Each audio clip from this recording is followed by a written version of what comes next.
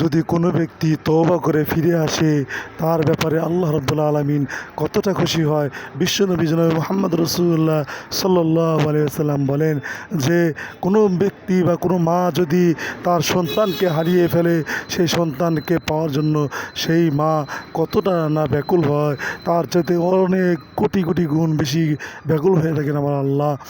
আর ওই সন্তানকে, হারানো সন্তানকে যখন মা খুঁজে পান তখন কতটা খুশি হন, ঠিক তার চাইতে শত শত গুণ বেশি খুশি হন মহান আল্লাহ তাআলা যখন তার কোনো পাপী বান্দা তার কাছে ক্ষমা চায় এবং তওবা করে ফিরে আসে, তখন আল্লাহ তাআলা তার চাইতে কোটি কোটি গুণ বেশি সন্তুষ্ট হন এবং তাকে ক্ষমা করে দিয়ে তাকে নিষ্পাপ করে দেন। আল্লাহ রাব্বুল আলামিন এর কাছে মাপ চাইলে আল্লাহ রাব্বুল আলামিন খুশি হন, আর মাপ না চাইলে, ক্ষমা না চাইলে আল্লাহ তাআলা বড় নারাজ হয়ে যান।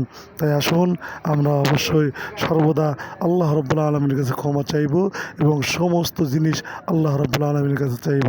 আল্লাহ তাআলা আমাদেরকে বোঝার তৌফিক দান করুন। আমিন।